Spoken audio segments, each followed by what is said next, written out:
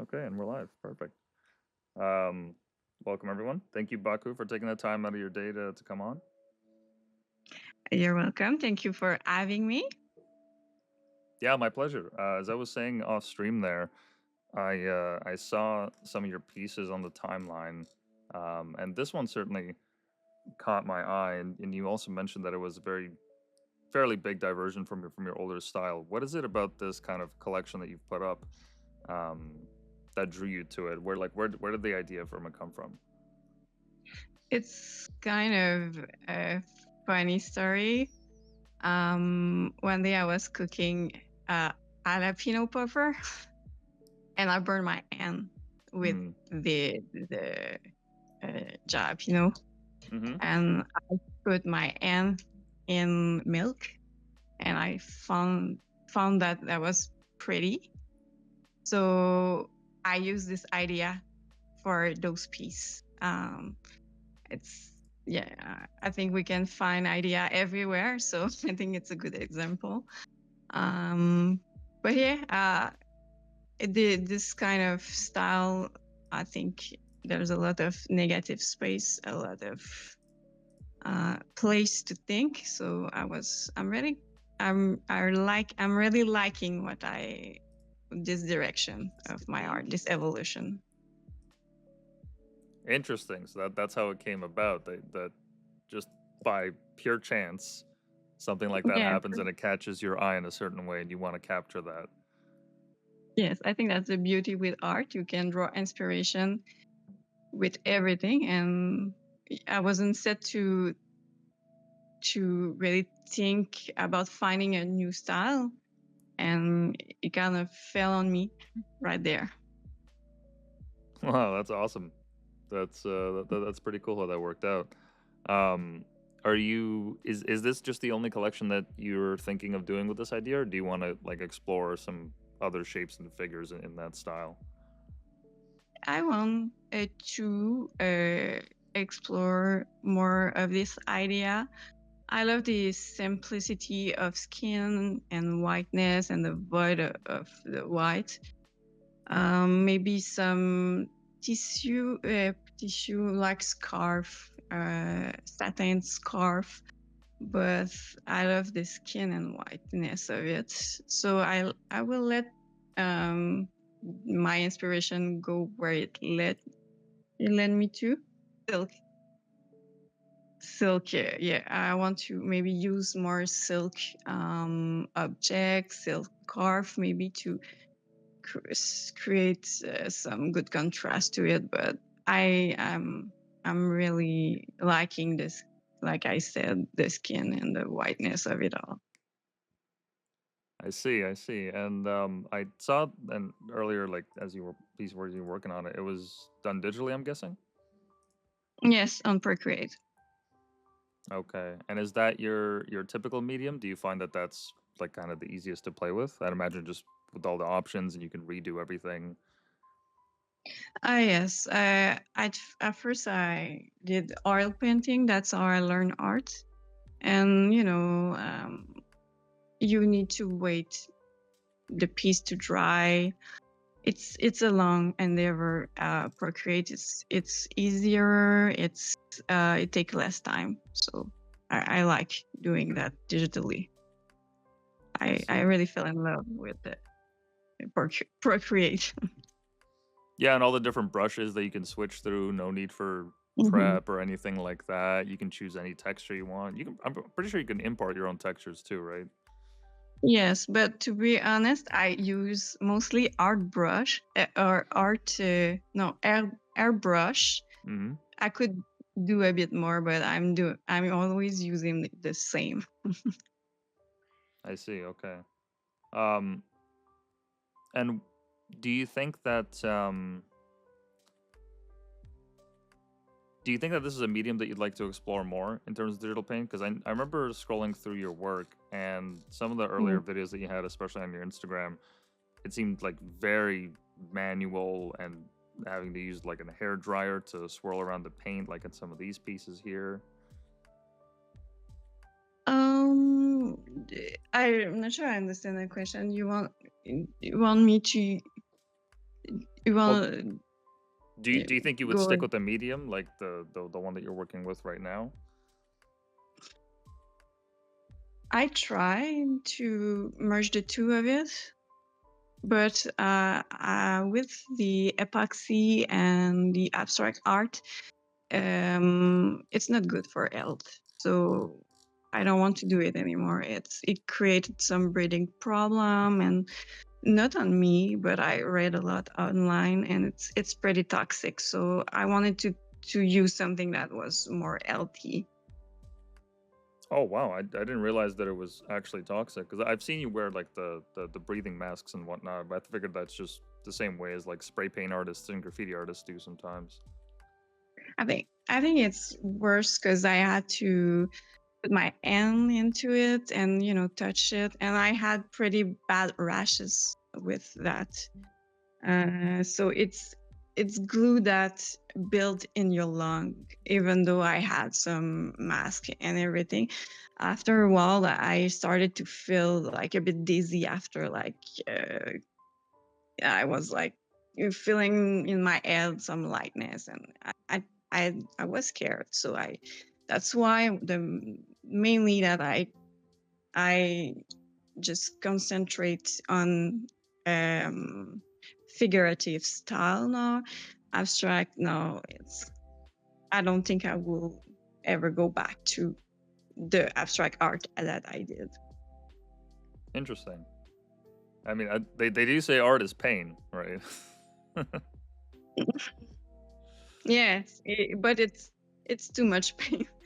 I know that the back in the day, the oil paint have like a chemical, and every artist was turning crazy. But I don't want to go through that. Yeah, no, I do not blame you for that. But that is interesting. I didn't realize that there was so many precautions to take with works like this. Because I figured like it's just you put on a face mask or you put on the right outfit, the protective gear, all that, and you would be fine. Yeah, I used to do that in a studio next to my apartment also. So, it stay in the air. I was pretty naive at first when I did do that. So even we had a filtration system, we felt some effects. So, I think for everyone who wants to do epoxy, you need to treat it with a lot of caution. It's pretty, it's a good medium, but do it with caution. A lot of. Well, from a fan of your work, I'll say this much: it was definitely worth it because these Yeah. pieces are magnificent. Oh, thank you so much. I'm always like very severe. I'm always like, yeah, putting a lot of pressure on myself. So that's awesome to know people like my art. Oh yeah, yeah, no, for sure. I'm sure you got plenty of fans. But in terms of where this all started for you, is art just something that you did as a kid and eventually figured doing as an adult, or did you go to school for it, or what was your background like? I think I'm pretty much the classic art kids, like the one that was always creative and liking stuff that my when I play soccer, I would like um, uh, play in the field, and that kind of kids. So it always was there for me, art, creativity, and I had like a, a teacher who taught me oil painting. It was like a private course, and I did go. I study here in Sherbrooke, but it was in philosophy. Hmm. But it was always there in my life, but never as a serious endeavor. Except when I meet my boyfriend who work at a art gallery, he is really the one that encouraged me to, you know, to push to follow my dream, I guess, and to be serious a bit more in art field. Well, I'm glad he did because these pieces here. I mean, regardless of the style, they're so eye catching, and Oh, thank you. it's Thank certainly you. paid off. Mm, thank you so much. It's fun to see where the feed. I did change a lot of style in my art. Fun to revisit that.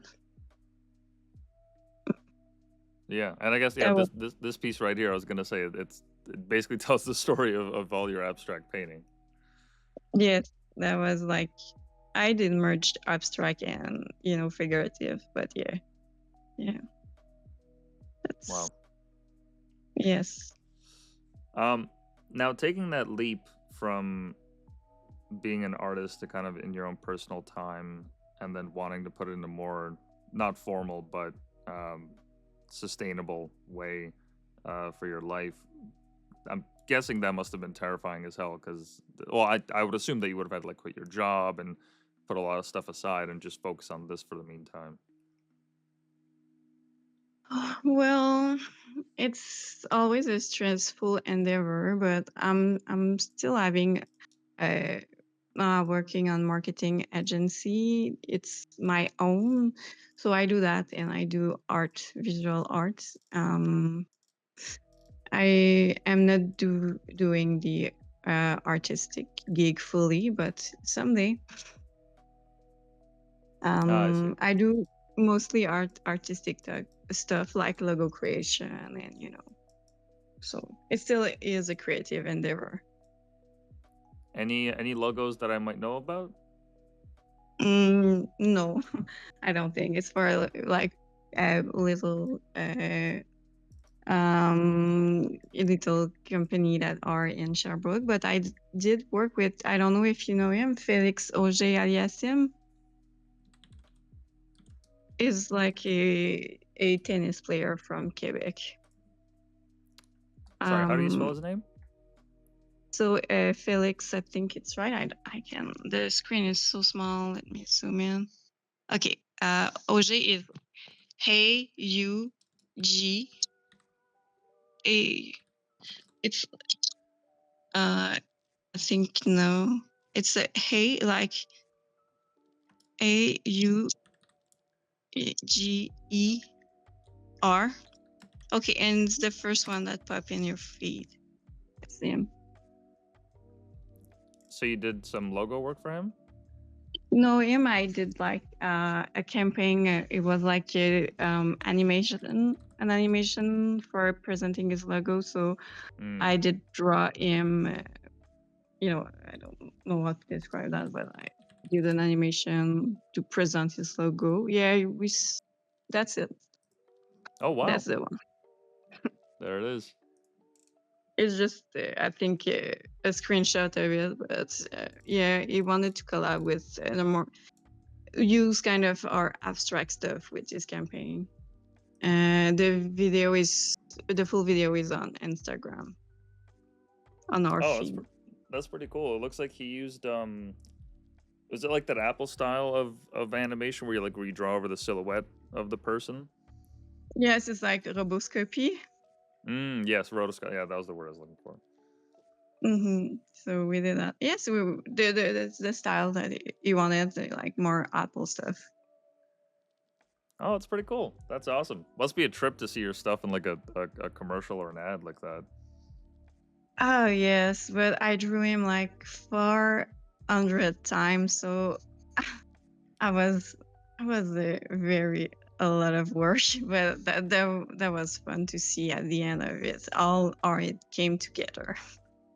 I see. So that was your one animation gig. That was it. That was enough for you. Yes, I think I would be open to it in the future, but it's so much work to be honest, and it's I'm more like I like painting stuff. I'm less of a illustration girly. Yeah, no, fair enough. Fair enough. I mean, I look, it makes sense. Why make yourself go through all that pain when you could just do it simpler? And it was also so short time. I had to do it in like 1 month. 3 weeks, and that was too short for me. Oh, wow. Okay, so it is true what they say. The animation industry is brutal. Yes, yes. For a first timer like me, also, like, I don't think it's a forgiving world for for me. Gotcha, gotcha. Okay. Do you have any campaigns that you're working on that you can talk about, or anything on the horizon? Let me think. I have a few customers that I think um, are it's local stuff, so it's not very interesting. Um, let me see.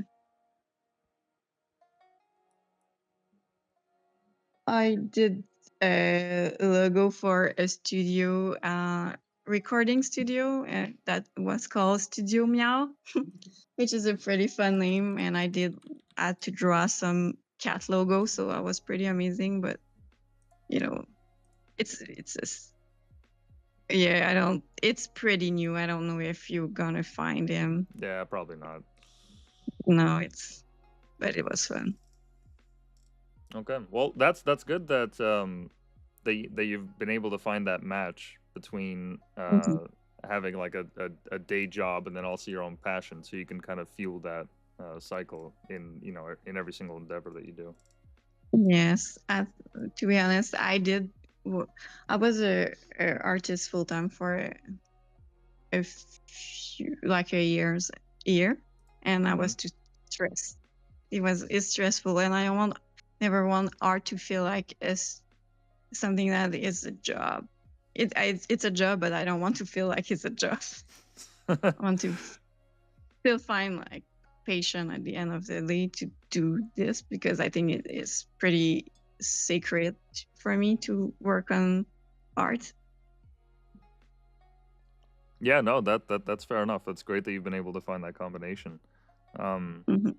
Now, I know you mentioned your beginnings and how you've always just kind of been um, drawing as a kid, even when you're planning out in the field.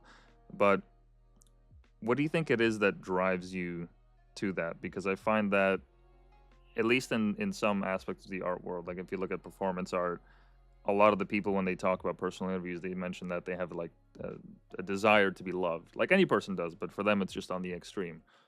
Other artists, they find it difficult to express themselves in words or acts, so they put it on canvas. What is it that comes to your mind that art allows you to do to kind of fulfill that nothing else can in that way? Everything.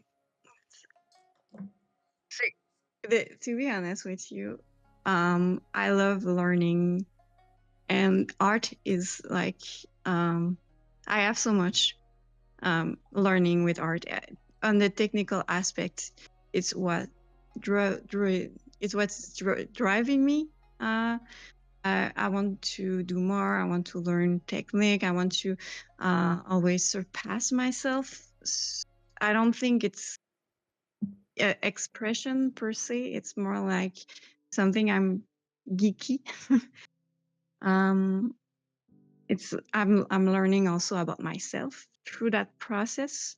But it's very, for me, it's a way to make sense and learn uh, through a medium that that it's a passion for me. Um,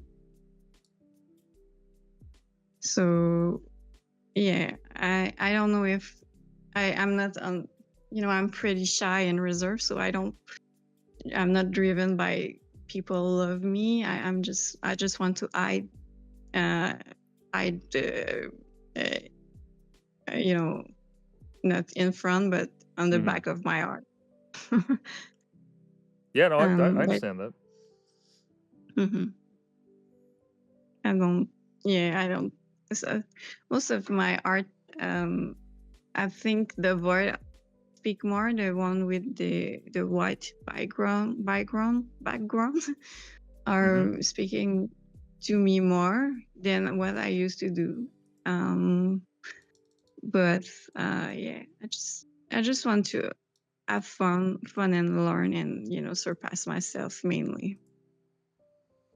Okay, yeah, no, fair enough. That's your motivation. Um, Mhm. do you think that you would ever branch out?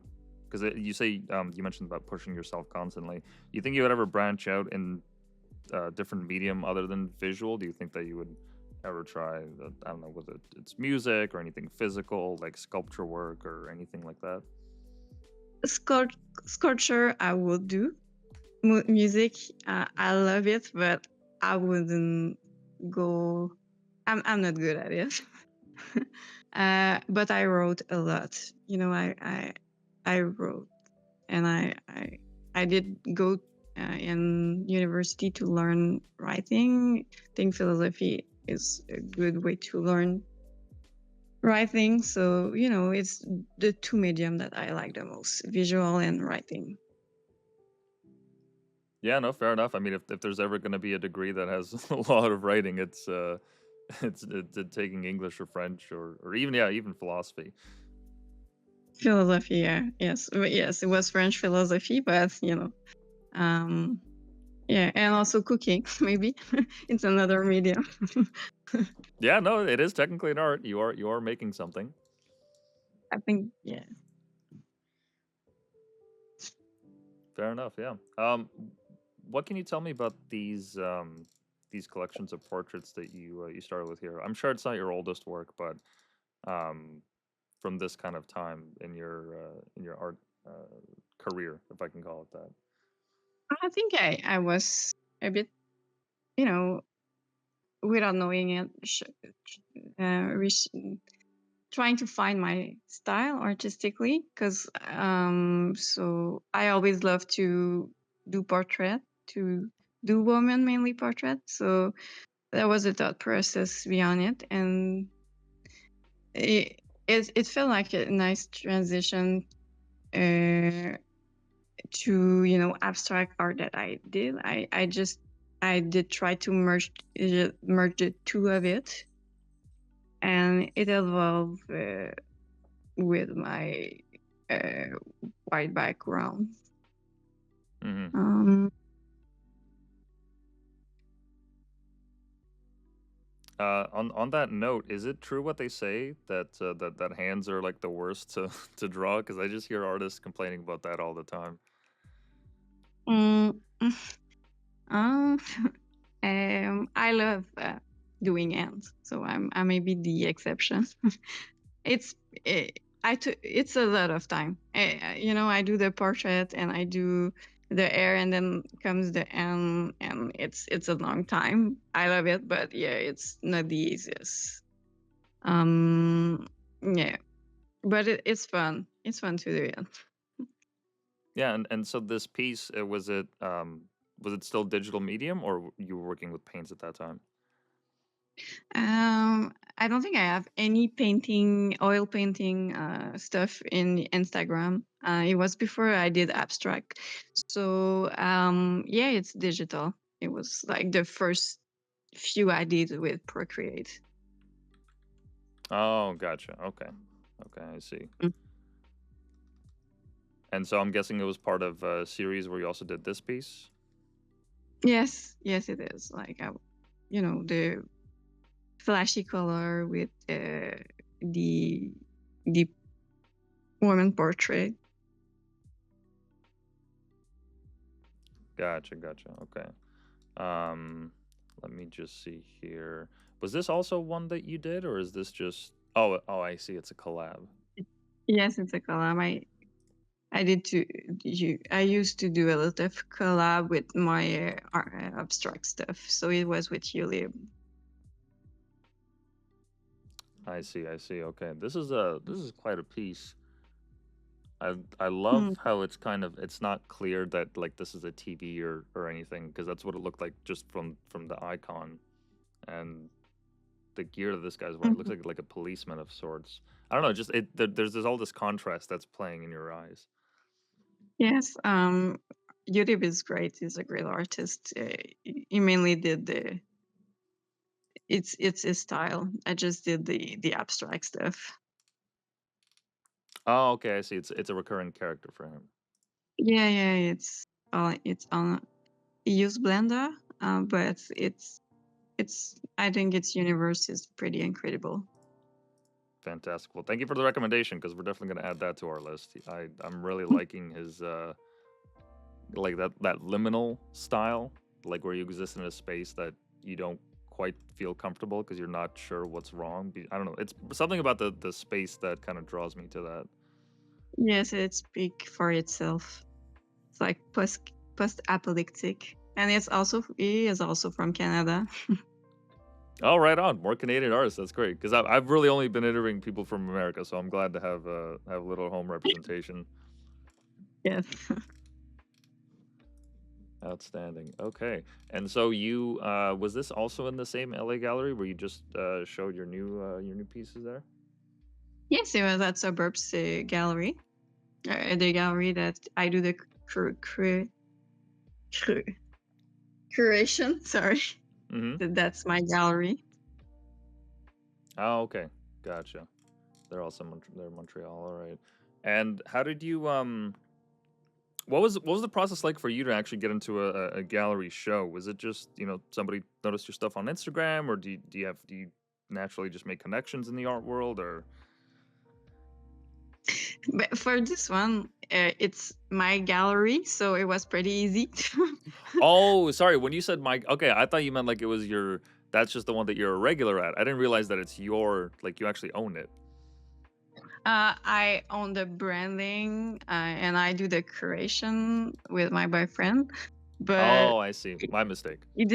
this one, I'm always welcome to. So yeah, I also that's the show I put. That's was our first show, our first event. So yeah, there's a lot of artists, amazing artists, but mostly when I expose in other gallery is through connection in Twitter or X.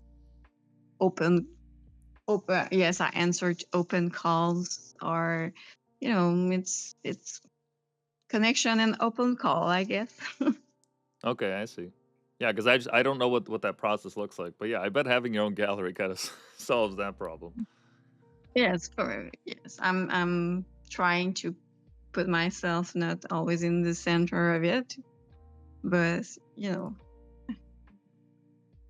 Fantastic. Do you guys have any exhibitions on right now? Like, what do you have going on? we have a new exposition that will be on tomorrow. It's Lord. Like the So musician? no, it's with Lord. Uh, his handle on Twitter is, let me check.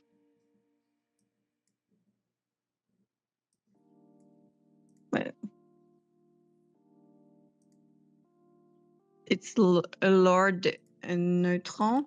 So Neutro.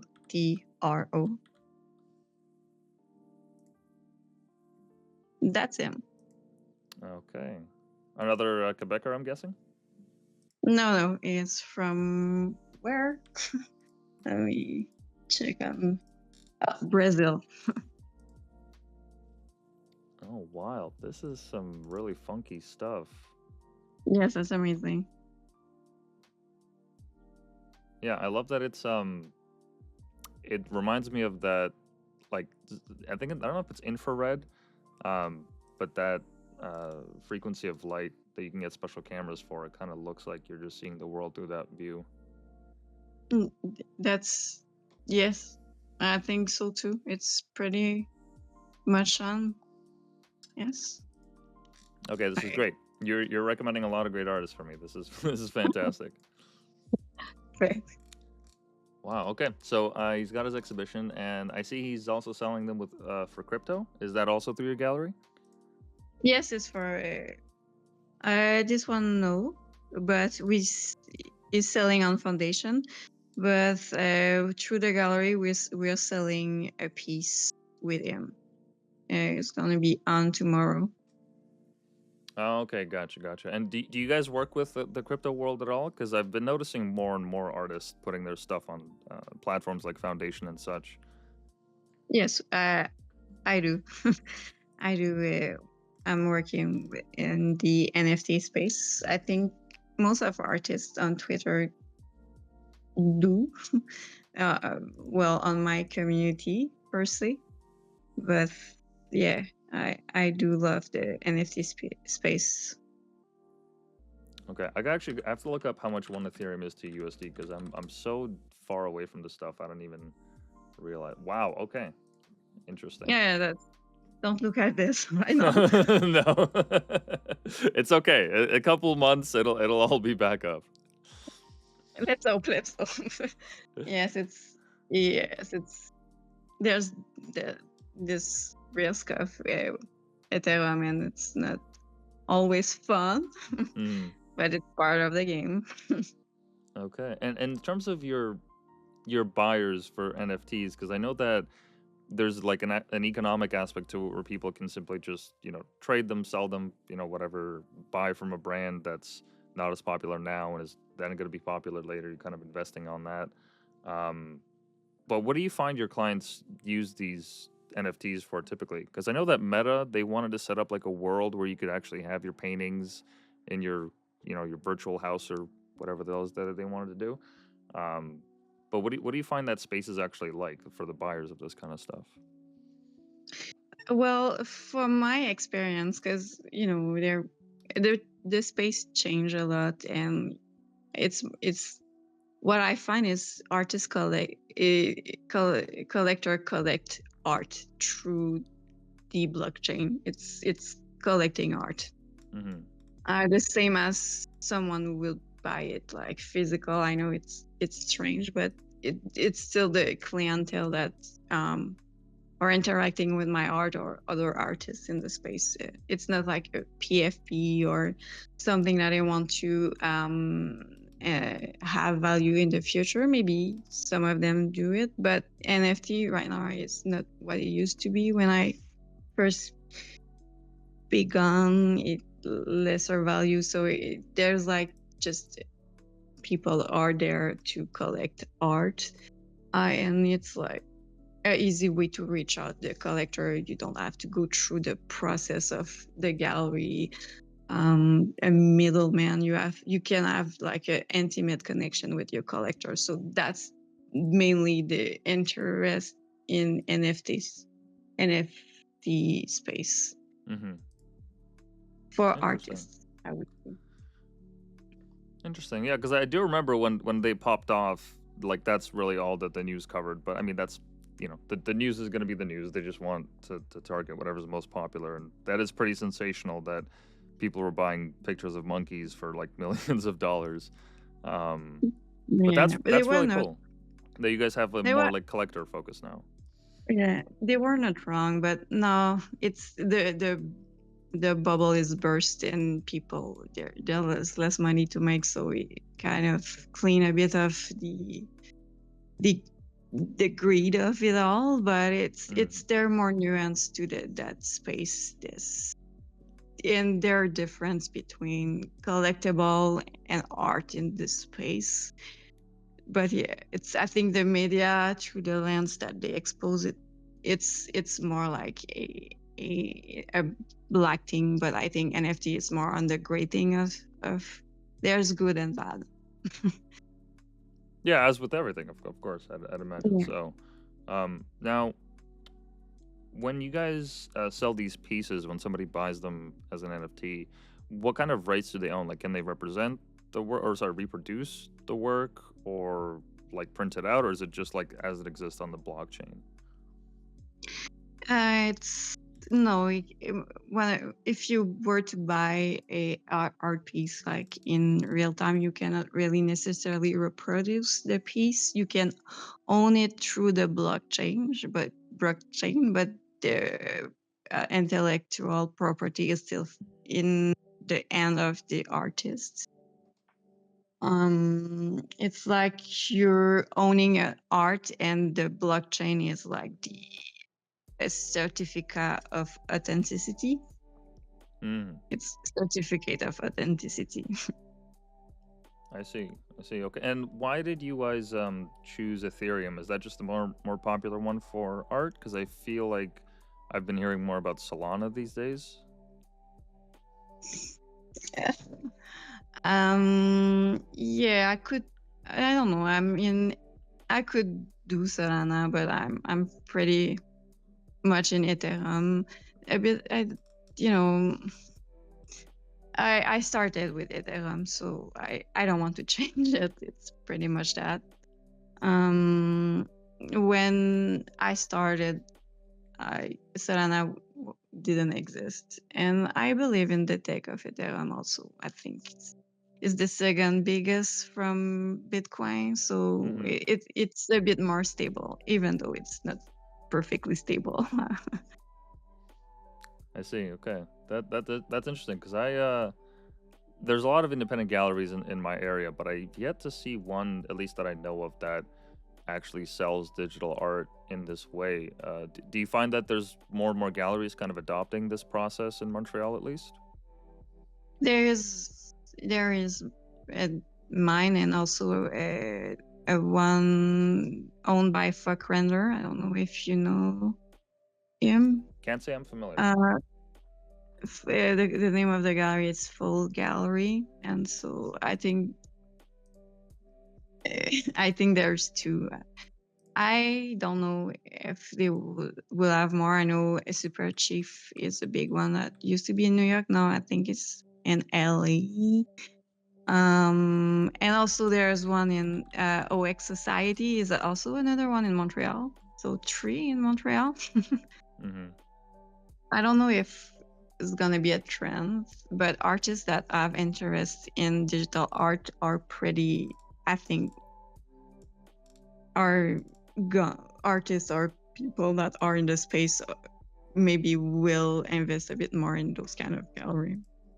But the OG, sorry, are Yep. the one that you traditional art gallery. I think there's a bit. I don't know if they will adopt this. I think it's a bit scary for them. Yeah, and I fear that I've heard that those galleries they're much slower to adapt to stuff because they have all these boards and investors and like government funding and all that. I'd imagine it's a lot more difficult for them to adopt something like that versus, smaller private gallery. Yes, yes, that could be it also. And also, where yes, Christie adopts the digital space, the big auction in Christie, Mm-hmm. Sotheby's. So those are the big one that adopt NFT that I could think of. But yeah, the one I don't see a lot of when I'm going to Quebec City. The gallery are staying the same. Um, Mm. mm, Yeah, because some of these digital pieces, there's no limit to their creativity, and there's so many people in this space that you're just bound to find some like incredible works. Like even this, I saw it on my timeline today. I don't even follow the account that makes it. I was like, oh, this is great. Like this reminds me of a lot of like the older games that I used to play and just that kind of yes, 8-bit style, but it still retains so much realism that it looks like a real world. yes, it's amazing. I expose him at my gallery, and it's so fun that you can push the boundary of what you used to do with art when you have like a digital creation. That it's the name of the piece is complete freedom by negative vibration. No, Yeah, it's sorry, the negative city that never vibration. sleeps, right? Or no, that's Yes. a collection. Sorry. Okay, sorry. I have hard time to read through the City That Never Sleep by Marcelo. Negative vibration. I can. Yeah. Sorry about that. No, that's okay. That's okay. Um, Interesting. Okay. So, do you guys think that you'll change anything about the gallery moving forward? Because I saw that you have this row of screens for your actual space, but I've also seen some digital uh, pieces get shown where it's essentially like the screen is the size of a wall, or there's like a shape to it. Have you thought about changing it in that way? Uh, no. But we have a project coming on that I cannot speak of it, and we also have a projector in the back that we use for event. But I think will stay the gallery physical will stay that way, but we'll try to expand other ways. But I cannot speak for now of this project. That's okay. No, fair enough. You got your secrets. I get it. And also, I think the row of screen it's a bit of our signature that we are our unique identity from the other gallery that puts the screen on the wall. Oh, this actually spins. Yes, it's been. Oh, wow. That's pretty cool. Okay, adding some motion to it. Mm-hmm. I see. Yeah, because I remember I was in Spain, I think about a year or so ago, and they had this one museum for Gaudi, their famous architect in Barcelona Mm-hmm. there, and he created this museum, not a museum, it was supposed to be a house, but they eventually turned into a museum. Um, where in the bottom level they had this room that was tiled floor to ceiling with LED panels that you can step on. So you step into the room and it's black, but then it turns on and this video starts playing. And as you look around, there's no floor, you can't see any edges. It just you feel like you're in this huge space because the screens make it like that through the animation, which was wild to see. I'm surprised that more art galleries haven't done more crazy like stuff like that with digital work. I'd imagine it's very expensive. I figured that's why, Mm-hmm. and also to make something of that caliber, I don't even know if you would use Blender or what, but yeah, it's probably too big of an undertaking for it to kind of spread. I think we'll see more of it. I think this kind of technology is kind of the future of art, but that's pretty amazing. Um, it's yeah. Do you Yeah, think? also you need like a space that you could do that. I think this could be a problem for a gallery, but I think it's for me it's this tech is gonna be the future of art. Mm-hmm. And have you played around with any VR or AR tools like the headsets and whatnot? For my art Just or just in personally, general, like just in general, if you tried them. I did go at Montreal. I saw a friend of mine who's Giant Swan. Sorry, on the Mm-hmm. pronunciation.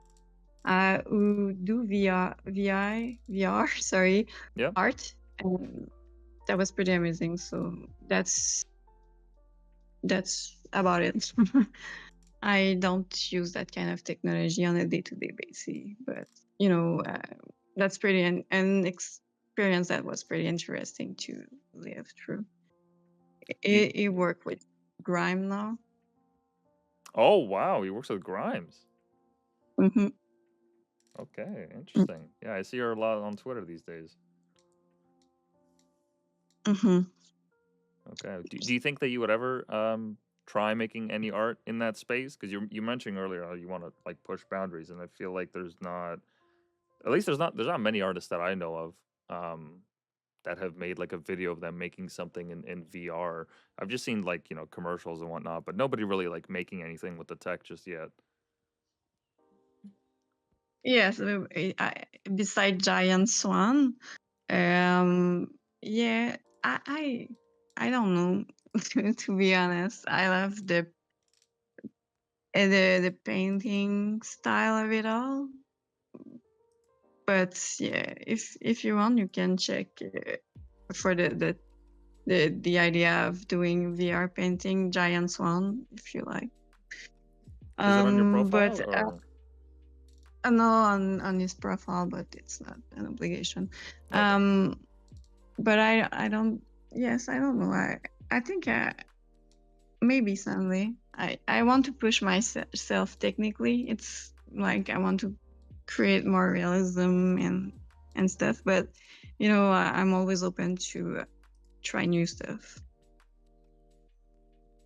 Yeah, because I've heard that it really takes a lot of work to get used to just kind of existing in that space, and that you can't really Mhm. you can't be on it for like 8 hours, otherwise it starts messing with your perception of depth once you take them off. Yes, I would imagine it's yes. You're seeing things that aren't there, but they are there. Yeah, I've tried like some augmented reality glasses before, and Hmm. it's kind of freaky just how small they're getting. I was at an exposition in Waterloo, which is just west of Toronto, um, Hmm.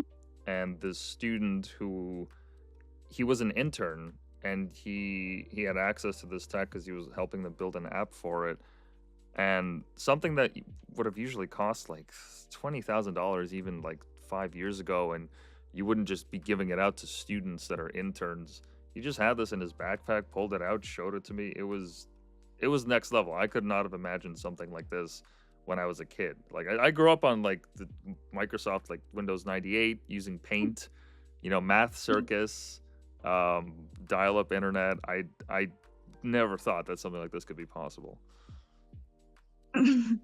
uh, how was it? What did you saw with those glasses? Oh, well, he just showed me like this application that he was building, and how how realistic it looked was really crazy, because the glasses were like the Meta Ray Bans. Just you could tell that they were a little bit thicker, but they were still like Hmm. fairly light. It didn't feel like I had a computer on my face. And apparently the way that it worked was there was a projector, a really tiny projector that would reflect off of the lens and directly into your eye. That's that's crazy. That's crazy what technology can do right now, and what the technology will do in the future. I can't even imagine. Yeah, I can't either. I mean, the fact that you can have a digital gallery and make money using crypto now, and not have to go through, like you said, no middle party, no dealers, nobody that has to make the connection. You just see some cool art, you send somebody a message on one of their channels, and then next thing you know, they're showing your stuff at the gallery. Yes, it's amazing. When I grew up, I never thought I would do that. Like, it's not a thing that was, existing. But yes, yes. And the advantage of having that kind of galleries, you have an access of directly to the collector and the artist easily. You don't have to go through, um, you know, you can easily access them. So it's Hmm. pretty amazing what you can do. Okay, and it's just digital works that you guys have been selling, like no music or anything, because I've really only seen digital works be put into NFTs. I haven't seen any other kind of media in that space. Some of them do, and some of them do, like there's big one who do oil painting and selling, their music also. There's everything. It when the NFT was IS some sport, sport. I don't know which one, like player of basketball were selling a card. Hmm. So they're pretty much anything you can do in terms of art or other stuff in there. Yeah, I think I know the one you're talking about. There was it might be the same one, but there was a basketball league that was started in the United States where the owners of the team sold these baseball card NFTs, sorry, basketball card NFTs that you could own, and then Mhm. you would have voting rights within the team, and how well your team did improved the value of the card. So you actually have people that are regular audience members can now actually buy into the team instead of just leaving that to the brands or some, rich millionaire or whatever. Yes. I don't know how it evolved because, most of the regular company or people that was outside of NFT just went there, did their thing, and let everything go. Like you have to put time and actually build something more and more. So most of the company just went there, forget their project, and get out. They did get out eventually. So I don't know if it's something that the basketball thing. I think there is no love putting it right now because it's Hmm. not in fashion. I would say. Yeah, no, and it's a pretty complex world. Like I'm still I've known about crypto for years, but I still have yet to like open a wallet or take any time to buy any myself. I feel like part of me feels like I missed out because I could have bought when it was really low if I had just taken the time. But on the other hand, with the volatility, like you said earlier, it's unpredictable. But to be honest with you, you should. Right now, the Ethereum is low, so you can buy. And this year the Ethereum was low and high, so there's now it's a good. I don't want to advise you or anything, but you can enter. I think Ethereum and Bitcoin it's our more safer side of this. You can enter, cryptocurrency without touching NFT. Yeah, no, fair enough. It's good advice. Yeah, definitely. You got to buy it when it's low. It makes sense to me. I don't need to know much more about that. But and yes, uh,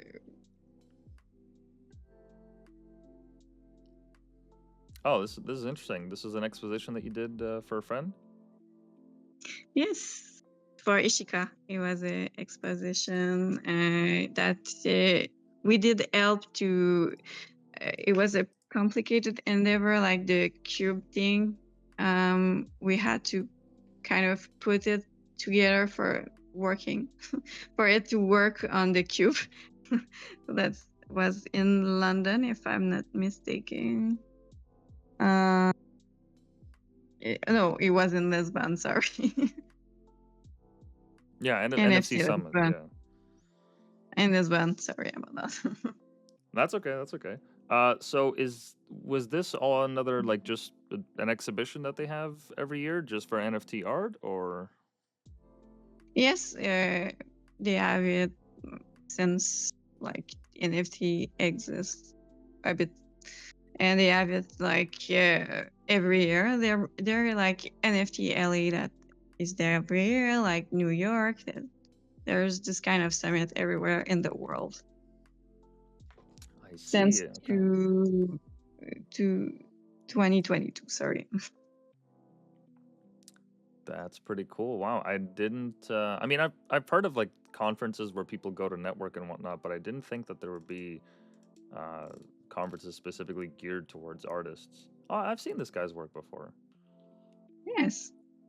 It's in NFC convention. It's a good way to network, and it's there for artists and collector alike. Cool stuff. Oh wow, yeah. There's quite a diverse collection of artists here. Everyone's got their own way to about going it. Yes, and also for the tech. It's because they are the NFTs. It's interesting for tech artists or the one who play with the technology. It's interesting. It's allow them also a space to create stuff. I see. Okay. Wow. All right. This is a lot of bigger world than I thought. I mean, I've always like known that crypto was big, but I've never really like taken the time to research anything like this. I really hope there's one in Toronto sometime soon. I definitely love to go. Mm, I don't know if there is one in Toronto. Look into it. Canada have more restriction than other place in crypto. No. Yeah, I've No. heard that as well. Yes, for the cryptocurrency itself, but uh, there was one like in Montreal one time. It was more an event, nor not a not like a summit like in Lisbon or. Mm. Mm-hmm. Gotcha. What is it about the way that it's structured here? Is it just like the amount of taxes that are put on it that really restrict the exchanges somehow? Like, what is it that you find is an obstacle here in Canada? Taxes, but you know like my friend in Paris have more access to other like here we have uh we don't have Binance. This one is not legal here, and most of my friends in Paris use that. It's easier. They have more coin there. If you want Mm, to, we have Coinly here that is accessible. So it is there. It's more in like per se in Europe. It's more free. In the United States also that seems more kind of freedom. silly though. That like how I don't understand because I don't understand the tech. I figure I don't understand how they can restrict it because this is, I mean, this is something digital. It's like if you tried to ban Photoshop from entering your country. Like I don't understand how they could even go about that because that just makes me think I wouldn't be surprised to hear that there was a black market of some sort of like selling NFTs in Canada or selling ownership to people in Canada. Because there's if this technology exists and cryptocurrency isn't, uh, it's hard to detect or hard to find I out who think actually is the owner. there is definitely for Binance. Binance won't comply with the government and follow the Canadian rules. That's about it. And we have more rule in place than Europe or United States. That's basically it. Quinly is the one that we use in Canada, but yeah, I think there definitely is a black market. It's but with blockchain, everything is there. It's encrypted, so Mm. it's easier to find if someone doing like illegal stuff. And Canada is trying to kind of protect the newbie user, I think, also. you know Yeah, I guess. I mean, I don't know if you put in your credit card information anywhere online, you're kind of you got to accept the risk of that that can go wrong. Um, Definitely. it just Mm, seems kind of silly to me to try to restrict that. I don't know.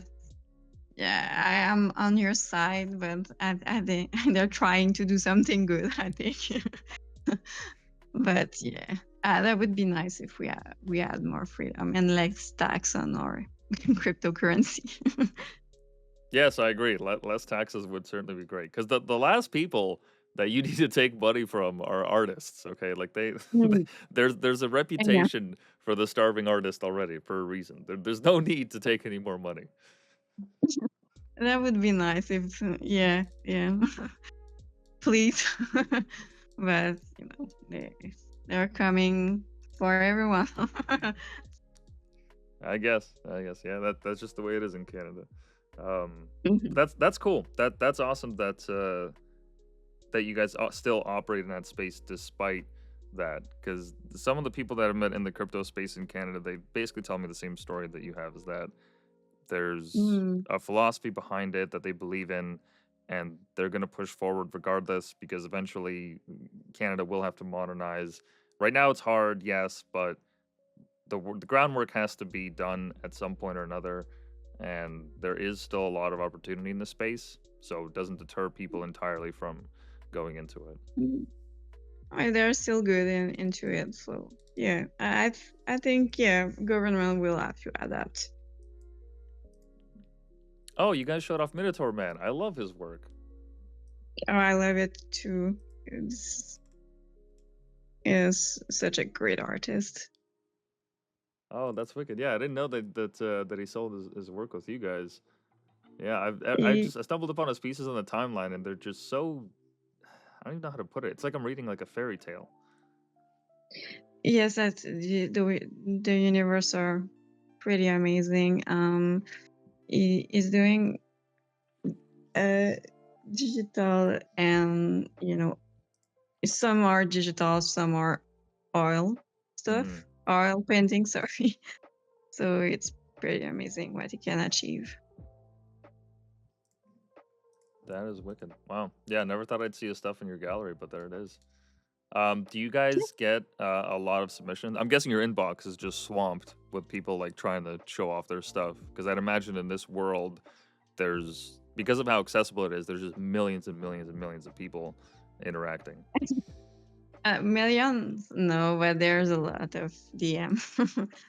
um, I try to be fair, but I try to showcase art that I like also. We like. I'm not the only one who takes the decision, but yes, there's a lot of DM, and we also have a open call every month. So we choose artists in our open call on Twitter. Okay, and do they have to sell their stuff on the chain, or can it just be like a digital piece that they, want to sell on PayPal? They can choose.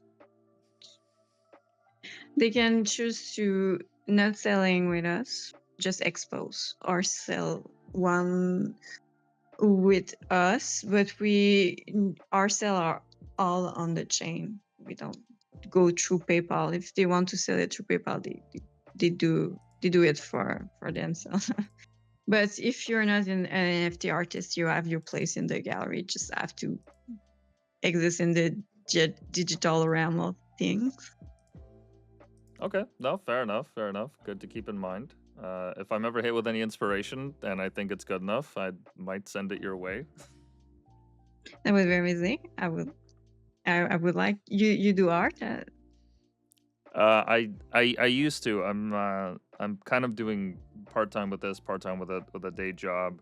But I'm looking to get back into it because ever since I've joined Outsider Supply, it's kind of helped me reconnect back with that world in ways. Like I get to Mhm. interview artists, I get to um, write some press releases or articles or do research on different art movements and whatnot. So I'm slowly getting back into it. I don't know, when it's gonna be that'll make my piece, but we'll see. I'm letting it happen naturally. Whenever you get back to it, send it uh, in our way, and I would like to see your art. I'm interested to see it. What you did you do? You do more painting stuff or blender? I used to do graffiti, but it wasn't anything um, like massive like pieces or anything. It was mostly stencil work that I'd make beforehand. But yeah, I would like to explore some Blender because I've realized that I have a 3D printer as well. So Blender, it would be good to learn it for both uses. And just some of the stuff that I've seen created in Blender is nothing short of incredible. People just can create entire worlds inside of an image. Yes, It's truly breathtaking. that's an amazing tool. A tool that seems to be hard to learn, but it's amazing what people can do with Blender. Yeah, and so when you guys are selecting the pieces for your gallery, do you like just meet up once a week over coffee? Like, what does the process work like that? We go through the. It's not. We're doing it in our apartment, and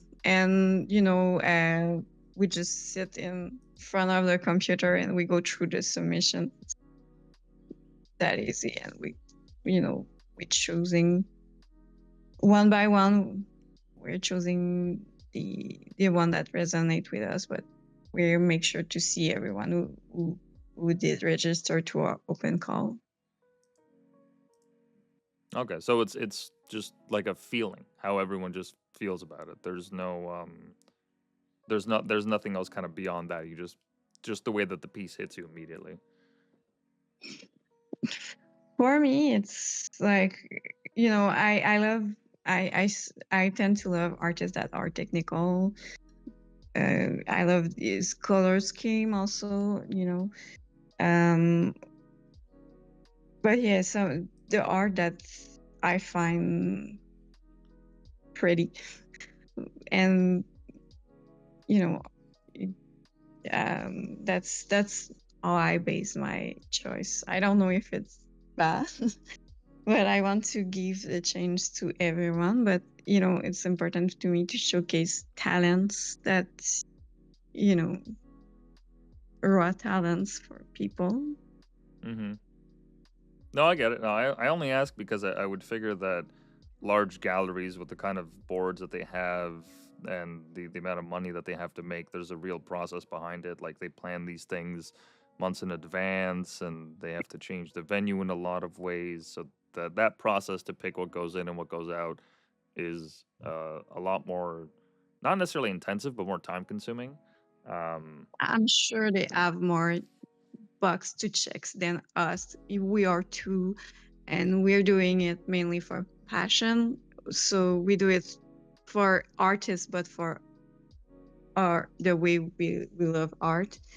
It's but yeah, it's more free because we are a digital gallery. Basically, we don't have to check box. We want to showcase, important for me to showcase women work. That's mainly something that I have always in mind. But I want to be equal, men and women equal. yeah, I see. No, and you said it's just two of you that are running this gallery? Yes, we are two. Like me and my boyfriend. Like we we're doing it. We're working on the gallery together. Oh wow, that's awesome. That's incredible. I figured that there would be like a whole team behind this, but that's awesome. You guys are No, able to make that happen. yes, for now it's just us. If we ever have the chance to get bigger, it's a lot of work. I'm not gonna lie to you, but we're doing it because as I'm doing artist work, art is a passion, and I want to create a space for artists. It's just that simple as that. And it's a lot more freedom. We don't have to think about cost of shipping. Hmm. It's we have less cost than a regular gallery. I see. Okay, yeah. This I know I said it a couple times already, but these are some great recommendations you guys are putting up here. You guys have some of quite a range of artists that you cater to here. Thank you so much.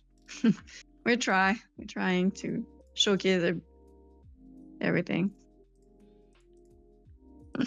Okay. And is there yeah, don't mind me. I'm just adding people to the list. Is there do you find any pattern in where you guys are sourcing these artists from, like from certain countries or regions in the world, or is it just kind of all over the place? Oh my god, that's so funny because we were speaking about that. Uh, we have so much artists from Jakarta in Indonesia. Oh wow. It's like that's the place we have most artists from. So that's the it's not on purpose. Purpose, Hmm. sorry. It's like we sometimes we interact with the artists. They send us their bio, and we learn that they're from Jakarta after. So we just love the art from there, I think. Interesting. I was not aware that Jakarta had a vibrant digital art scene. Yeah, it seems like it's very vibrant. It's they do simple as that. Okay. Wow. Um, all right. So I don't know if I already asked already, but for your upcoming exhibitions, you guys have anything big planned, or you just kind of cycle through new artists as they come? We have like a calendar of artists. We book them in advance. We do exposition 2 weeks, and then we change the art. Uh, for now, we are booked till June. Okay, I see. And yeah, it looks like there is because I was looking up earlier to see if they had a scene, and it looks like there's quite a few articles talking about that it is now the Southeast Asian art hotspot. So that makes sense. I guess that kind of explains why you guys are having such a boom from there. Yes. Okay. And you said you're booked till June? Yes, we are booked till June, and after that we'll book other artists till another time. Still fall usually. So Mm-hmm. yes, Gotcha. Well, that's great. You guys have a packed schedule. Must keep you busy. yes, it is. Mm. And just Is so that, sorry, go ahead. No, I was curious. Is Outside Supplier is in Canada? No, so Outsider Supply is it's a company that's based in America. The Okay. CEO is based in North Carolina.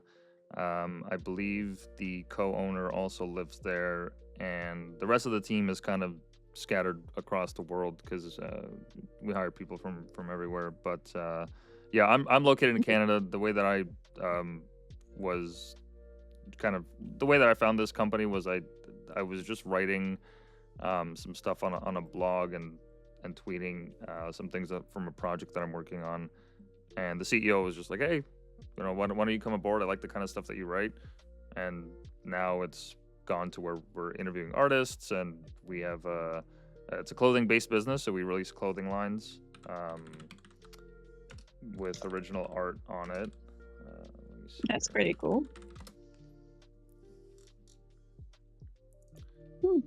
Yeah, we have all these different collections, like recently published an antiquities collection, which takes uh, old sculpture work and art just found from the antiquities era of when Yes. man was creating art in the first times, and we made all these pieces here. Well, by when I say we, it was it was actually the CEO and her friend. I help do their publishing basically. Okay. Okay. Well, that's amazing. I love the. I went and see the clothing and the caps. I love it. Thank you. Yeah, I thank don't you. think Appreciate it. I think I'm on the demographic side of thing because I'm loving art. Oh, perfect. Yeah, no, the CEO would love to hear that because uh, she was initially went to school as a journalist, but then went into it for art in Chicago, I believe it was, and had a gallery space that they opened there. And it wasn't until COVID that Outsider Supply became a thing, and we essentially take different eras of art. So we have one collection for the Renaissance, um, for Hilma af Klint. Sometimes they take individual artists, sometimes it's movements, and we try to not refresh it, but give it a new design essentially through the modern eyes. And Modern. yeah, Yeah. That's amazing. That's a very a good idea, I think, for a clothing brand like that. well, it's fun. It's great to work at Outsider Supply because I get to do stuff like this and speak to people I otherwise wouldn't have. So it's no, it's a great time. I'm glad to be part of the project. Yes, amazing. Do you think that you would ever move into the clothing space? Because I figured it would just be fairly easy to just transition like a digital design onto a piece of clothing. They would just print it and you could make thousands of them. Well, I just launched my website and I'm selling like a tote bag with, mm, you know, yes, that's the website, and yes, that's the tote bag. It's a limited edition collection. The tote bag, I'm gonna sell 10 of it, and after that, I will do with another art project. So, but I just launched it. Wow, looks great. Oh yeah, and you got your rabbit there. That's perfect. Yes, it's important. Wow, right on. Yeah, no, I hope that you find a lot of success in this space because there's a lot of room for more and more artists to get in on this. Because I had always imagined that starting a clothing brand would be like such a difficult ordeal to have to, get it, on the shelves or have a storefront or what have you. But there's a lot more room for it than I thought. Yes, on the internet, it's easier. So I I will see how it goes. I'm I'm basically in a soft launch now because I'm waiting um to have the picture from the exposition in Australia to launch the website in the Mm, media. gotcha. Well, hey, I hope they sell out quick. And 10 bags isn't much. You're gonna need a lot more. I'll tell you that much. I yes, that would be nice. We'll see. That's great. Okay, and so kind of pivoting here, but if we're on the topic of digital art, what do you make of AI art and the AI art scene? Oh, I I don't want to get too into it, but It's because okay. We can be controversial. it's a subject that can be a bit controversial, but it's it's uh because we have a lot of people that are AI artists in our community. I am not, uh, uh I think it's yeah, it's AI is a great tool, but I have my reserve on the art stuff. I think it's yeah, art is you know. Yeah, no, I understand. It's that is the takeaway that I'm having with it as well. Similarly, that at the end of the day, it is just another tool. I mean, Mhm. I'm sure the original photographers that had to actually put sulfur into their camera and light the flash and all that weren't too pleased when they saw that, the modern cameras were coming around and the work they had to put in. Maybe to an extent they thought their industry was going to die. But at the same time, it, there's not really much you can do. Once enough people start adopting this technology, it gets a life of its own. There's no way to control it. So you have to kind of Yeah, make your peace with that. yeah. You have to, adapt or work around it. I'm personally not using it for my art, but I'm trying to do my thing and do my art as I think art, as I think I well, or I like to do it. But I'm not there to impose my stuff on people. If they want to use AI tools to do art, well, they can. Yeah, no, that's fair enough, and I understand that why it is a controversial topic. Though I really don't think it should be, um, because I think some of it is just how the way that people talk on the internet. That it's such an easy space to have arguments over stuff.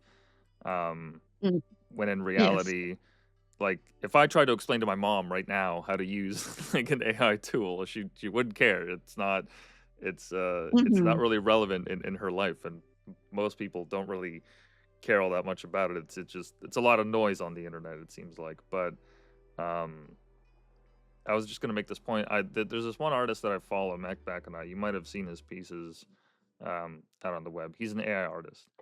Um I don't know. I don't know him. well, in any case, he makes these pieces, and more to your point, how you were saying that um it's really great to generate fantastic worlds like this. But then, I mean, if I just scroll down, this is like hundreds of them, thousands of them, going into Hmm. the tens of thousands if I go on long enough. It cheapens it in a way, you know. Yes, they have. That I think I'm slow. I'm a slow artist. It took me like 1 month to create something, or two, or three sometimes, but Hmm.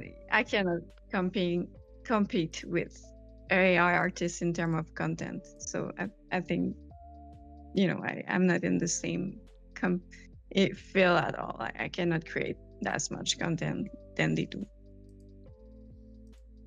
So Yeah, and at the end of the day, I think it, in a way, it actually there is a good effect from this, because even though anybody with a cell phone can make this work of art that you didn't have to spend much, like nearly as much time on as if you had to make it by hand, it also increases the value of man-made art or even digital art that somebody had to draw, because you know that they had to take the time to sit down and learn the technique or figure out the filters or understand the perspective or um, I take would, a creative I would, moment. yes, I would, yes, I would hope that people like have more appreciation for the craft that go into making art. Um, so it sometimes artists are creating their own AI, their own coding for AI. So I think that take time, and it's pretty interesting. There are artists like that I'm liking. Hmm. But yeah, I think AI art is its own thing. It's a new field in the art space, and I don't know if it will stay or it will evolve, but it is there. Yeah, one way or another, uh, it's not leaving. No amount of yelling or arguing will make it go away. no, I don't. I never want to, argue with that. I'm doing my thing, and at the end of the day, if they find a outlet to their creativity with AI, well, that's good for them. Yeah, fair enough. I mean, that's basically the opinion that I've been hearing from a lot of the artists that I've asked about this. Um, Yeah. that So, it's a some tool. You have to accept it. it vary like it vary, but whenever there's a new technology, because when I first begun and still have, NFT was like viewed through a lens that was bad. New stuff is bad, so. Yeah, But yeah, it's yeah, it's that. yeah. People get used to it. Eventually, they get Yeah. used to it and they calm down. Mm-hmm. But We'll see. yeah, hoping.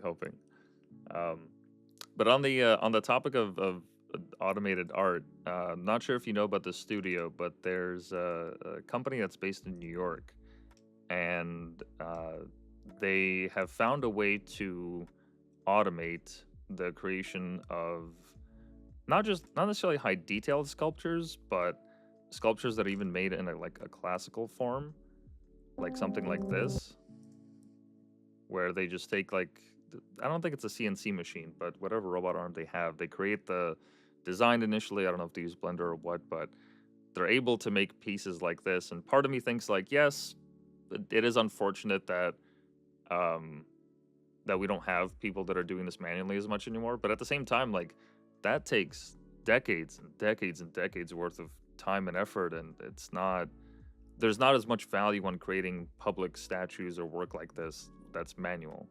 I'm sure there's plenty of people out there that are really good stonemasons that make a lot of money, but I mean, it's not nearly the same as it used to be.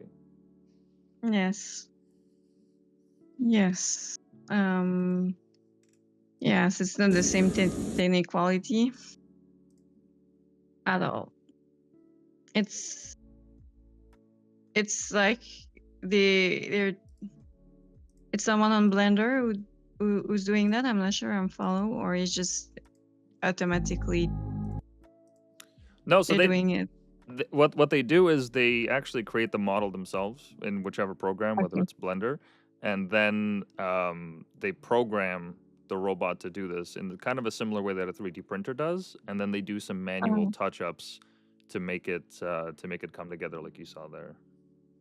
okay, okay. Well, that's interesting. If they do it on Blender, they use it like, I think that's just a new way to adapt with technology. Um, it's yes, it's not the same like working with Anne and it with pain and suffering. But Yeah, all yeah. artists kind of have their way to get around the work. I think some of them use like mold, not Hmm. mold. I don't know the word in English. Yeah, they use molds. Yeah. You can cast molds. Yeah. Okay, okay. I wasn't sure. Mm, mm. I didn't knew about this gallery. Well, the funny thing is, it's not even a gallery. It's just a company that does this. Like Okay, okay. they just create these commissioned pieces. Like they had one for there's a company called Stripe. I think they Mhm. have it's kind of like a bank, I guess. Kind of they help with transactions like the PayPal. Yes, but yeah, yes, I'm Um, familiar. oh, okay. And they commissioned. Let me see if I can find it. They commissioned a giant credit card made of marble for like this show that they had. I don't know if I'm gonna be able to find it, but they did this a while back at their event. So yeah, so they just make all these like commission pieces for, you know, companies or events or like you saw with that dog, just someone that wants to have, you know, their dog carved in Okay. stone. That's more commercial way to carve. Well, that's interesting. Yeah, they can make stuff like this, which is great. Like I that just looks like a great art piece to have in a studio or anywhere. Yes, yes, that's a more pop art. Yes, that's interesting. Mm. Yeah, and you can see like the little grooves and indentations. It's very, very precise, and they go in and they finish some stuff. But I mean, this is amazing. That It now ta- you just have technology to do this. yes, it takes less time, I suppose, than a sculptor used to do it. It's more like yes. Mm. Interesting. Yeah, because part of me also thinks like I wouldn't it be great if we had statues on every major city corner, like not even just classical ones, but just of anything. Like it would be great to see more beauty in the city, especially in a city like Toronto, where like all the all the architectural choices now are gray glass window Mm. condos, and everything kind of looks the same, Boring. especially when you go downtown. Like even the one time I was in Montreal, I noticed this huge difference between the vibe there, just the way that felt walking around the city. It's so different. Mm-hmm. Well, yeah, that would be amazing if they, in general, in life or in a city, if art have more place. But yeah, it would amazing to see like more sculpture in Montreal. Mm. Yeah, because it's there's a lot of street art from what I remember, just kind of all over the place, or you just have certain parts of infrastructure painted certain ways. Yes, we do have a graffiti festival even every summer. It's art mural or mural art. Hmm. So that's why you can see there's a lot of, graffiti, good graffiti everywhere in Montreal. Gotcha, gotcha. Um, do you find that like a majority of the art world in Canada at least is in Montreal, or is it just kind of split between here, Toronto, Vancouver, and I mean I don't know where else you would even go. Maybe Calgary. I don't know if they have a big art scene I think Alberta, no, I'm kidding. there. More, I think Montreal is for Quebec. It's there that you need to go, but Toronto and Vancouver also seems to have a vibrant art space. I don't know. I'm more familiar with the Quebec art space, though. And do you find that it's that people kind of they come to Quebec instead of starting as an artist there? Like, is there a lot of people that are up and coming from that region that actually stay there, or is it more international that people bring their art In from Montreal? elsewhere? They yeah, in Montreal. Well, from what I enter, a lot of people from, countryside of Quebec go to Montreal. But there's people from everywhere. Uh, There's people from everywhere that come to Montreal. Um, you know, I think the now and now more because when I grew up, Montreal used to be more Fran- French, but now it's more like bilingual. So it's opened the door for everyone to come. Okay, I see. Yeah, that is one thing I did notice, that language was absolutely not an issue when I was there. I mean, it's one thing to be like somewhere in like northern Quebec or something, but yeah, but Montreal is definitely going to have an easier time with that. I mean, even when I lived in Gatineau, I feel like I didn't really have any issues not being Yes, able to have Gatineau. like perfect French. Yes, Gatineau is pretty close to Ontario, Hmm. but yeah, in Quebec, Montreal is the only place that you can. Well, the youth are pretty much more bilingual now, but Montreal is the only place that will, welcome you with bonjour, I. Like Mm. they're fully bilingual place. Like everyone is a welcome. Yeah, no, fair enough. And this is your from your LA exhibition here. Yeah, that's right. It's a space called NFT LA. It's super cheap. Oh, super cheap, It's, right? yeah, Oh, that's the LA Gallery. I see. Okay. yeah. It's really awesome what they did, like the big screen. Oh yeah, that is massive. Yes. Wow. Okay. Yeah, because the biggest one that I've ever been to, I'd say, is the one that we Did you manage to go to the Van Gogh exhibit? I think it was about 2 or 3 years ago. In Montreal? Yeah, No. it was by the water. They had this huge warehouse that they opened up, and they had wall to ceiling projectors. I think Um, I know I didn't win, but kind of know what you're talking about. So yeah, I think I wasn't able to go. Oh, okay. Yeah, that one was really cool because they not only they didn't just like put up the paintings on, they added a lot of motion to them, and it told the story as you walked through the gallery. But there's a lot of space where people could just sit down and be immersed in all that, because just about every free space was covered by the projector. It was really cool because I'd never seen Van Gogh's paintings in a museum before. I never had the chance Hmm. to, so this is, even though it was digital, it was really cool to see it up close like that. Must have must have been pretty cool. I love Van Gogh work. The it must have feel more like lifelike Yeah, it was just to like these photos see. here. Yes. Oh, amazing. Yes, I saw those picture whenever it was live.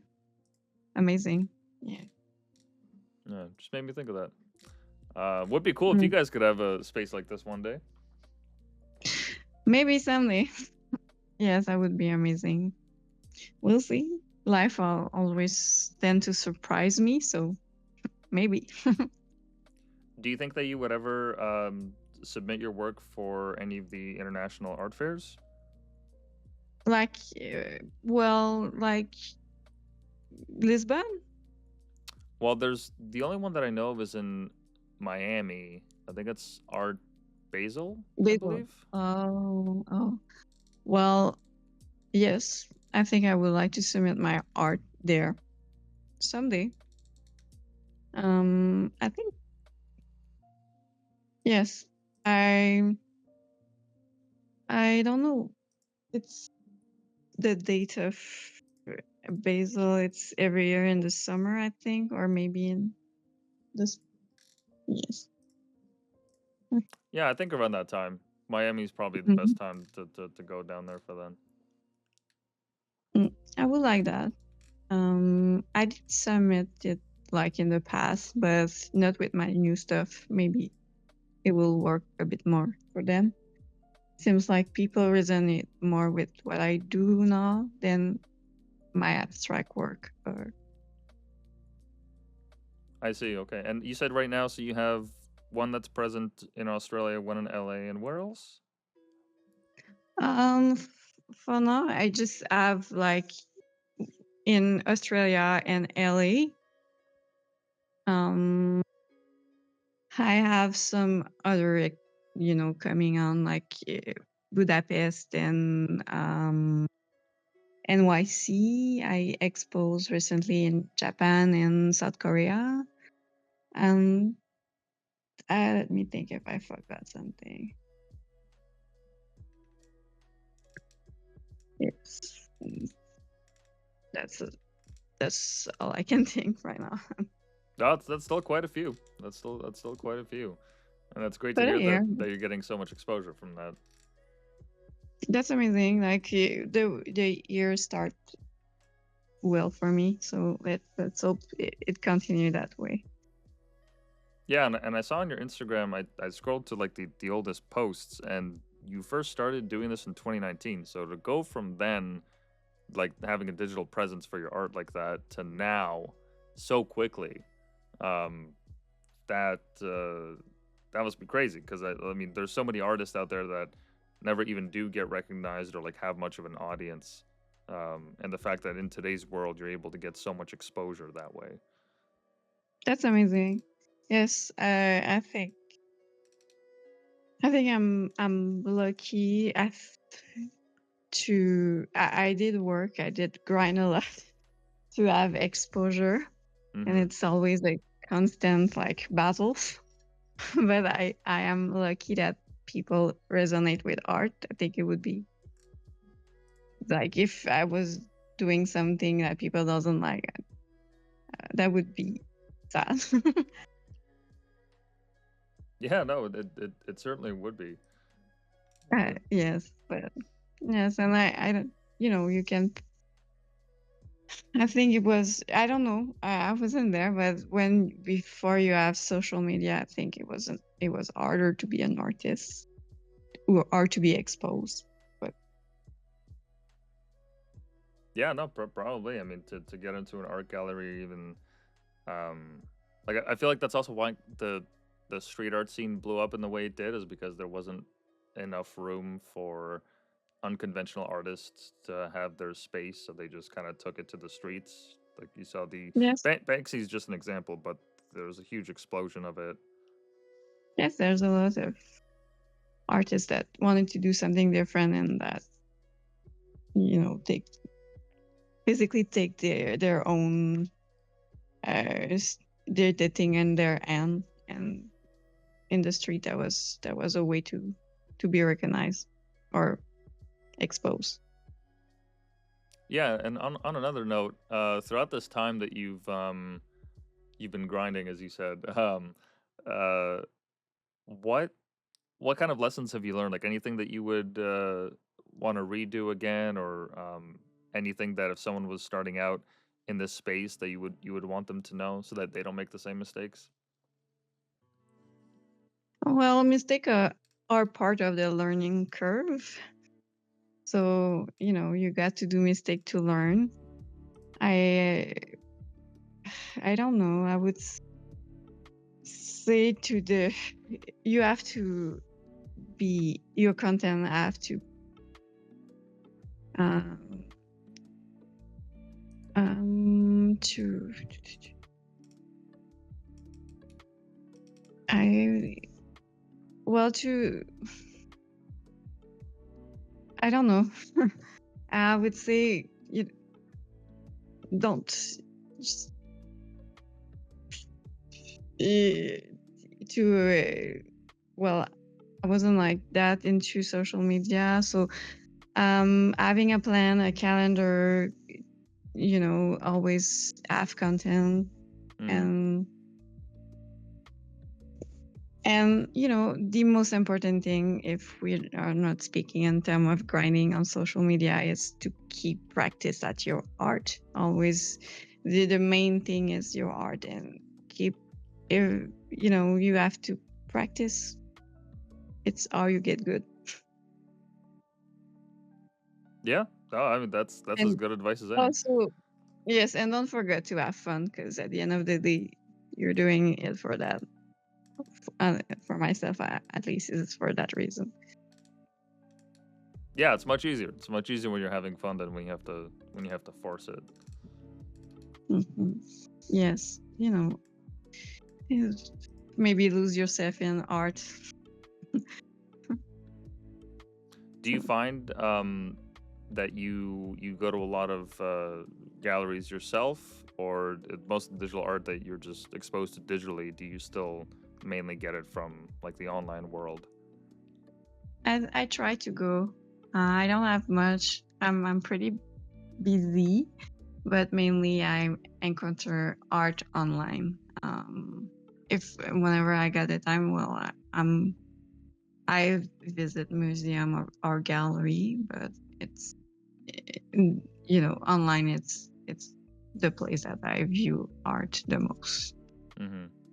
And do you find yourself having to kind of limit your exposure to certain things because you don't want it to influence your style in a negative way, or just kind of change your approach to art? No, I know.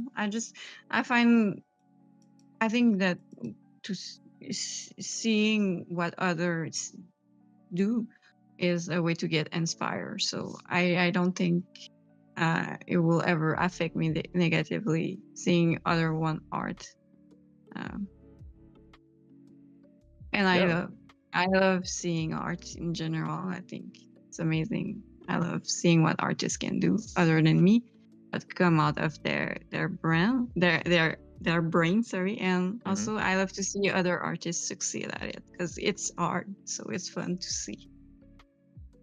Yeah, no, fair enough. That's as good a reason as any. Growing up, did you have any artists that you not aspired to, but like looked up to and really enjoyed, any that kind of stick out to you? I I don't know. Marguerite was kind of the first that I liked. I did a project in the day about him. So yeah, I love this stuff. Um, I also loved Daniel Victor, who was a mentor of mine. Mentor in me, helped me. He had he's a French Canadian also, but he have a bit of a career in New York. Did impressive oil piece. So yeah. Um, the, yes, that would be my two favorite. There's a lot of good stuff that uh Renaissance and everything that I loved. Yeah, I get that. I growing up, I also was a fan of surrealism. I didn't see a lot of my great pieces. It was more Salvador Dali. I remember I had to do a project for um, art class, but there's just something about it. It's like a car crash. Like you can't you can't look away no matter how horrifying or just not even awful, but how jarring or shocking it is to the eyes. Like it draws you in even close. I don't know if Yes, that's a good comparison, but it just there's something about it that just hits you over the head with it. it's intriguing. I would Hmm. say it's like it's intriguing. It's unapologetic, so I love it. And also, I'm an anime fan, and I loved Studio Ghibli, like the art style of Studio Ghibli when I grew up. So Oh yeah, yeah. No, Studio Ghibli. That's a great one. I have some nieces that they love the Totoro movie. I've yet to see it, but I've heard really really good things about it. that's amazing. You should maybe Princess Mononoke is a good one. Hmm. Maybe for new nieces, I don't know what their age are, but if ever you want to cry a lot, Grave of Firefly is pretty neat. I've heard of that one. Yeah, it's based on World War II. I've heard of it. Yes, if you really want to have a good cry. Good to know. Good to know. Yeah, I've seen Spirited Away. That was the one that sticks out. I saw it very young, so I didn't know what anime was. I only saw like Disney cartoons before. Hmm. So it just introduced me to this new style, and I couldn't make sense of it. I didn't understand it because I was also seeing it in English, and I didn't know English at the time.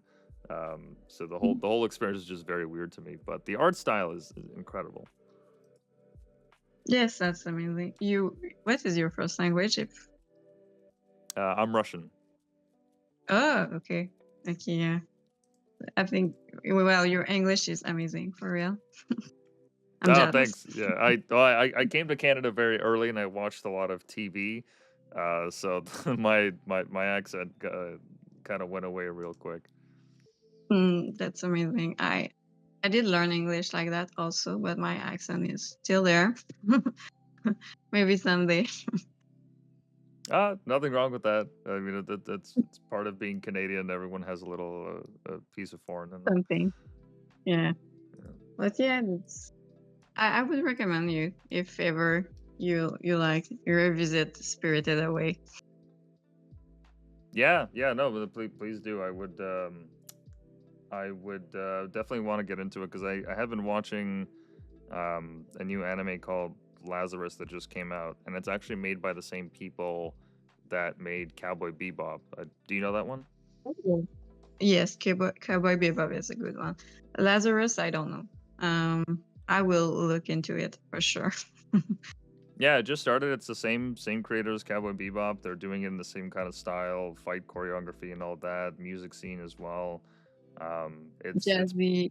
yeah, yeah, in its own way. It's a little bit different, but yeah. Oh, that's amazing. I always am looking out for good anime, so I will definitely give it a look. Um,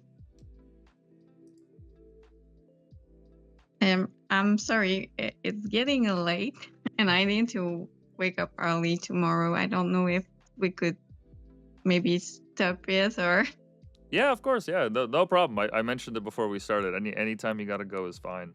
That's quite all okay. right. Because we've been going on almost 2 hours now. So yeah, yeah, not a problem. Oh, 2 hours. I didn't see it. I was at.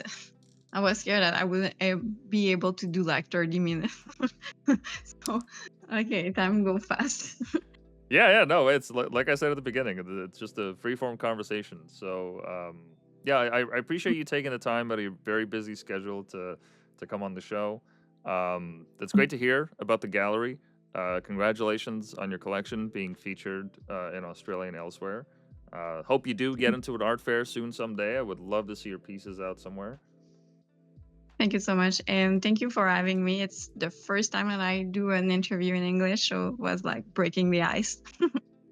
Yeah, no, fantastic. You did great. So yeah, thanks again. For your socials, they can find it just on your website. There, you have all the links. Yeah. Yes, everything's in on my on Twitter. They can find me on Twitter and on Instagram also. Perfect. Yes, that's bybaku.com and on Twitter, Bakuartiste with an E at the end for anyone that's listening. Yeah, thank you again for taking the time. Would love to have you on sometime in the future. If you have any more galleries or exhibits showing up, we would love to help promote it because I love what you guys are doing, especially in the digital space. And thank you for answering all my questions there. I know very little about it, so it was great to learn. Thank you so much for having me. Have a good night. Yeah, you as well. Best of luck with everything, and thanks for everyone for listening in. Thank you. Bye bye.